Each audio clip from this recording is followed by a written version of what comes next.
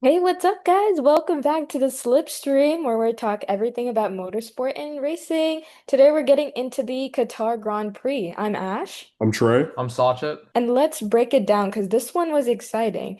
This was the Lusail International Circuit in Lusail, Qatar, and it has 16 corners that overlooks the Arabian Peninsula, and it's pretty much known for its high speeds over the track. And you want to give us a little bit of trivia about the circuit, Trey? Yeah, so this circuit was originally built in 2013, but it was specifically designed for MotoGP and other motorcycle-based racing events like Moto 3, Moto 2, and it kind of explains why the track is, flat, maybe a little bit rustic, and you have to pretty much race on the throttle at all times. And that's what fans refer back to when they criticize the lack of on-track action and overtaking that we actually see on this track. But there was an even bigger issue that the event organizers saw back in 2023. Yeah, and I can break that down for us. So the Qatar Grand Prix has been held in late November to early December since its introduction in 2021. They took 2022 off for the World Cup, but they scheduled the race in early October 2023, and that caused a lot of heating issues. So the main issue was that the air temperature was consistently between about 37 to 39 degrees Celsius. That is roughly 100 in Fahrenheit. And the cockpit temperatures reached up to about 60 to 65 degrees Celsius, which is 140 degrees Fahrenheit, which for any person wearing normal clothing and normal attire, it would cause them, I believe, like what, first, maybe second degree burns. But Mhm. the drivers in the cockpits were absolutely burning up. Stroll and Albon nearly passed out from heat exhaustion during and Oh, after the race. oh, yes. And if there was any water malfunction in their suits at that point, it would have been so terrible. But so the FIA rerouted the calendar and placed Qatar just before the season finale at Abu Dhabi. So it coincides with the winter and it will be like less hot. But it still doesn't take away from the other issue that is poorly promoted event weekends, also easily going over track limits and human right abuses when it comes to renovating the venue, which was a big, big hot topic issue in Yeah. 2024 at the Qatar Grand Prix. Yeah, absolutely. I mean, when it comes to the, forced human labor that these, event organizers and these contractors enact on, some of the people that they bring in, and I don't want to get too deep into this topic, but it's controversial. It's accounted for a lot of people, you know, going missing, for lack of a better word, and it definitely doesn't do anything for the morale of the circuit. Indeed, especially not considering that they're going over the track limits and are just doing whatever they can to make the track more complicated, but in so doing, that really hinders the driver's performance, especially in these heated conditions. Yep, absolutely. And going into free practice, so this is actually going into free practice, and they only had an hour to get used to the newly paved track because there was a sprint race that immediately followed up next Saturday. And that obviously meant a couple of cars were struggling and they went wide and struggled to keep it on the road. At the end of the day, Piastri and Norris still secured a 1-2 finish. Alonso, Sainz, and Hadjar showed some early promise by rounding up the top five, and it would actually positively translate for all three of these drivers in the Grand Prix on Sunday. But yeah, going into the sprint qualifying later that night, we saw Hamilton out in SQ1 yet again. And so, if we're being honest here, considering everything that he struggled with, you can't, be mad at him for doing as much as any other driver would in his same spot. But it's like I mean, he's like driving a 2021 Haas car at this point. And if you know anything about that car, it was, oh my God, it was I don't even, oh gosh. Anyway, but Yeah, and not just because of Mazepin, by the way. Even though he was horrible as a person and a driver, it wasn't just because of him. yes, it was the car in itself. But yeah, speaking of the Haas cars, they actually out-qualified Hamilton for the third time in a row. So that was just salt to the wound. Yeah, I mean, Hamilton, I get that he's had a very tough year, and I'm not going to bash him about that whatsoever. He lost a dog. He expected a $50 million team to act like a $50 million team, but they're acting like 50 cents. Mm-hmm. Um, no pun intended with that, but you know what I mean. I just feel like he could step up in just one way or another, just one way or another. I'm begging him. Yeah, but looking towards SQ3, Piastri took a pivotal pole position, and that was kind of giving Piastri fans reigniting their hopes for his championship.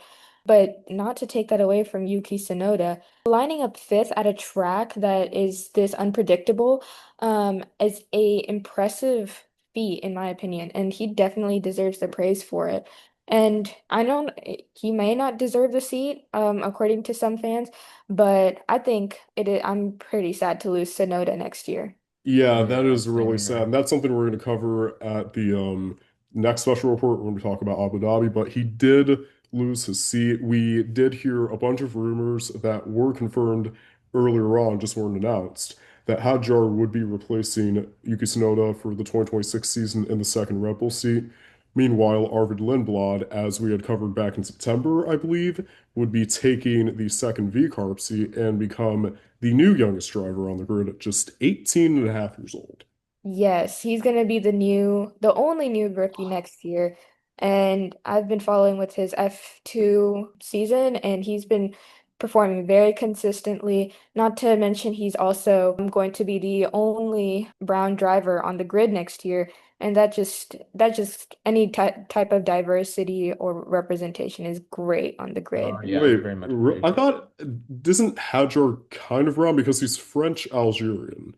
I guess he does, but Arvin Lindblad is the first brown driver on the grid in Formula One, so that's really exciting. But going into the sprint and qualifying for Qatar, we didn't see much action for these two apart from Verstappen making a couple of overtakes at the start, including overtaking Sonoda, and Leclerc losing out in the middle of sector two. However, there was a moment at the final corner of Alonso's 13th lap where he ran over the gravel trap and nearly put it into the wall. But of course, he's a rookie, so he saved it. Indeed, he did. But anyways, Piastri won the Spirit and brought himself back into the title contention by less than 20 points. But let's also pay attention to where Mercedes and Red Bull finished because they didn't have their own battle for P2 and the constructors going on. Yeah, absolutely. I mean, with Russell, excuse me, whoa, what was that?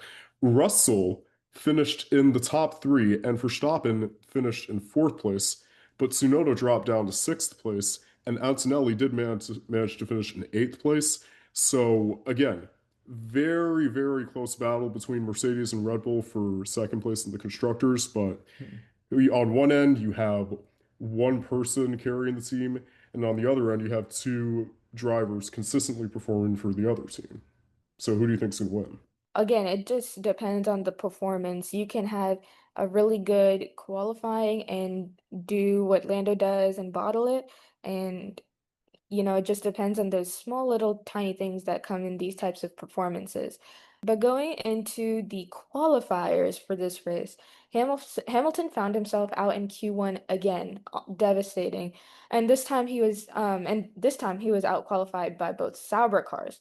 So, anyone want to speak their piece on Hamilton, or are we just gonna Let's go into a little Ferrari let's discussion? not even bring it up. I mean, we know the story by now, and it's not him. It's the team.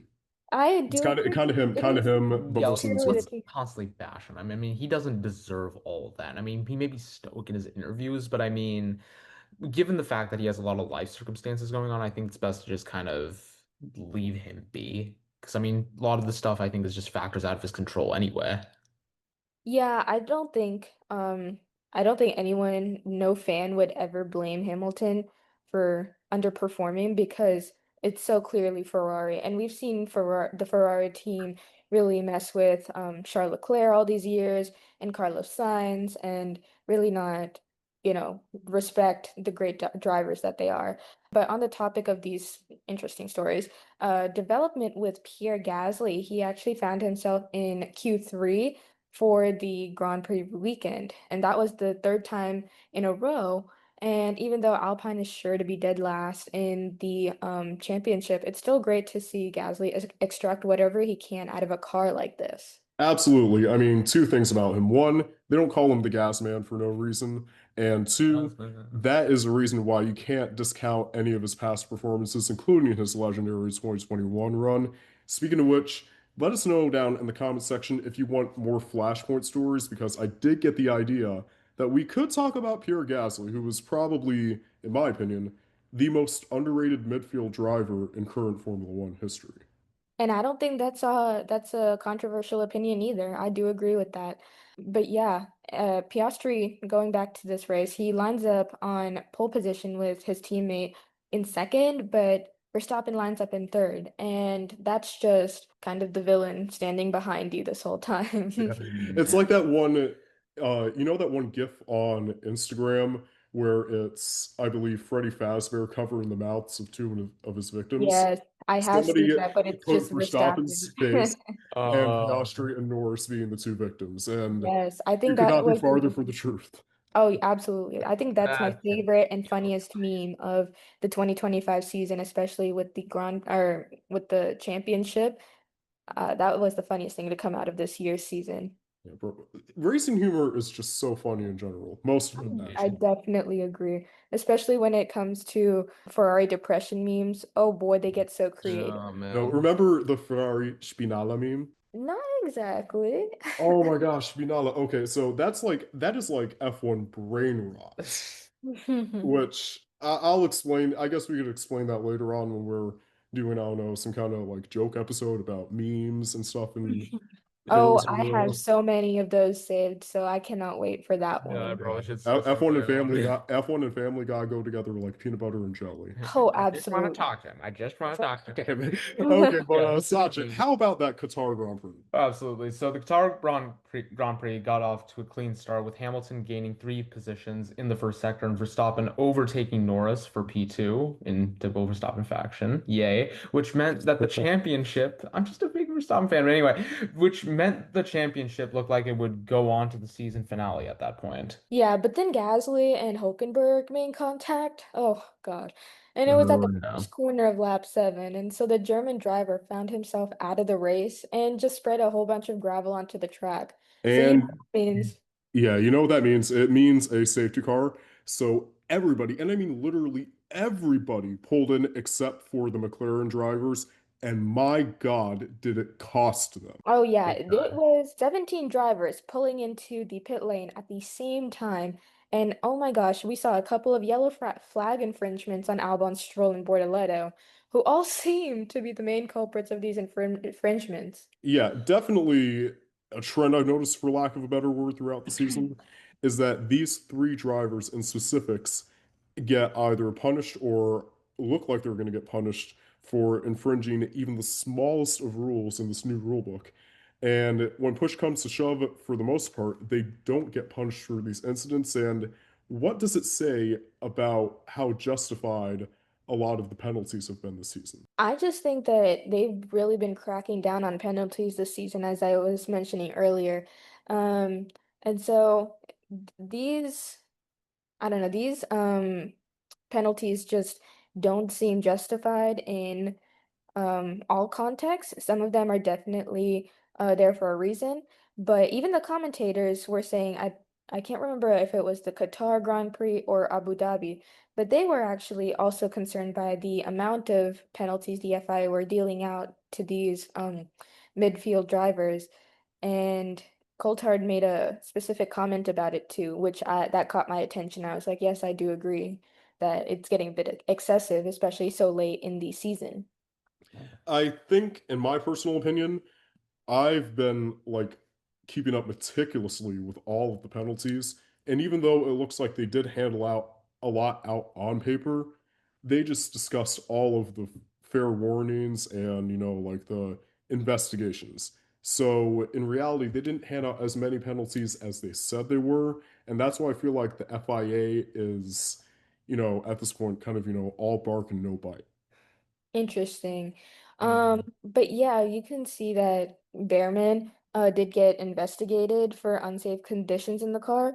And it has to be like one of the worst calls we've ever seen in the FIA this season. And so what happened was that his right tire got caught up in one of the wheel guns. And even though he never left his pit box before the crew reattached it to or reattached his wheel, he still posed a threat to bystanders and lost time because of it. And that was really devastating to watch on or live because I was like, oh God, the Haas pit crew's screwing it up again. Yeah, And The honestly, pit crew. it it was would mean not, nothing. Yeah, it would mean nothing later though, because Behrman eventually retired about five yeah. to 10 laps later. But if you heard the radio message, he didn't even say anything. He just was like, just out of frustration. Hmm. As you should. I mean, I can't imagine myself reacting any differently in that scenario. It's like No, absolutely. it's like But in Australia 2018 all over again. Yeah. Yeah.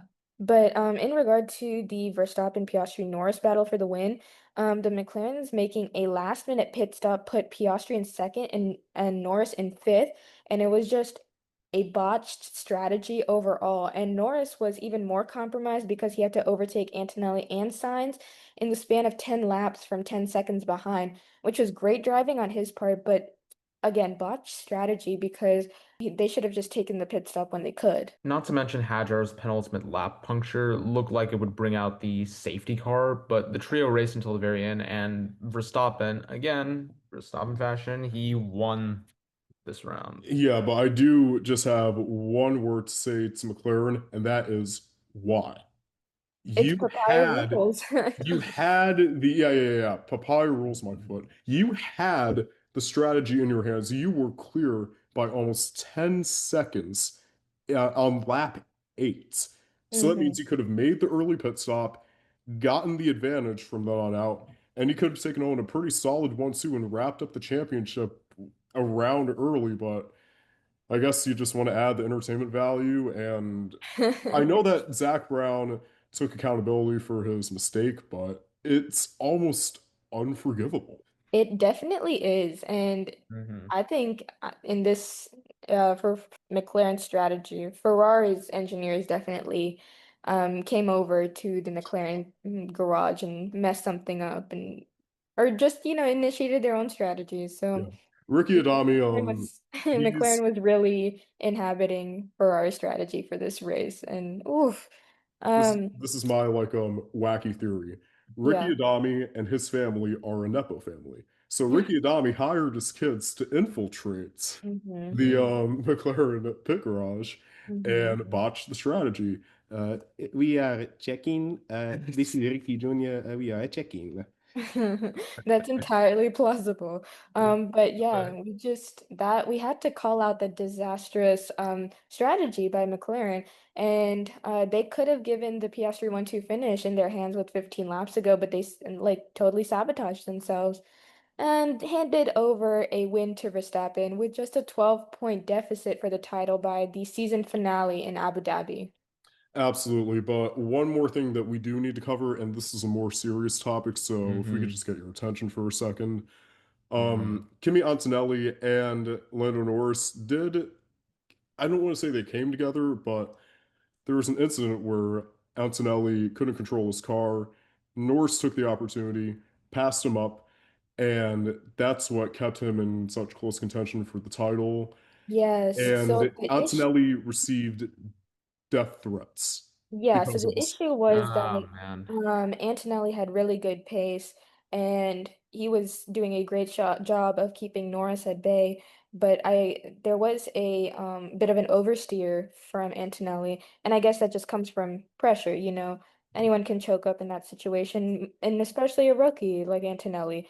And so Lando took that opportunity to overtake Antonelli, and many people were speculating that Antonelli like threw it away, and this was like predetermined that Antonelli would give the spot back to Norris, and it was like so many wild theories, like saying like, oh, he botched it on purpose and blah blah blah, or he's like taking money from McLaren on the side, and just crazy theories and just death threats and cyberbullying to a 19-year-old, and I think that's insane, and fans have nothing better to do than to bully. other I driver. mean, a lot of the BS that they're spewing on social media towards Antonelli, none of that is true. Like, it's not Oh, like absolutely not. Antonelli would intentionally botch up his race or botch up his performance. He was doing something to help Norris, which, if anything, I would argue deserves praise, considering if it were any other driver or like, they would probably just only care about their victory and nothing else. But Antonelli, being the rookie that he is, was just like, yeah, I could probably win another day. Let's help this guy out. But no, I guess this is just the world we're living in, which absolutely sucks. And I just want to give a personal message to anybody who follows our program, but, you know, has seen the cyberbullying on social media. Do not get involved in it whatsoever. Absolutely. And if you have been involved in cyberbullying a driver or a celebrity or anybody at that in the past, stop now. It is not okay. It is not acceptable, especially when it comes to high pressure moments like this where, we don't know about the mental state of these drivers. We don't know whether or not they're doing okay or if they're just barely hanging in there by a thread. It's just not acceptable under any circumstance, even if it is the nastiest personality that you've ever seen. But yeah, I mean, that's about all I have to say. It's been an absolutely wild race, this one. But Hmm. we do No have kidding. one more episode before we close off the year, hopefully on a high. That is the Abu Dhabi Grand Prix, which we will talk about next time on the Slipstream Racing Podcast. Make sure you follow us on Spotify and Instagram and subscribe to our YouTube channel. And with that, I'm Trey, I'm Ash. I'm Sachet. and we will see you next time. Peace out. Peace out. See ya.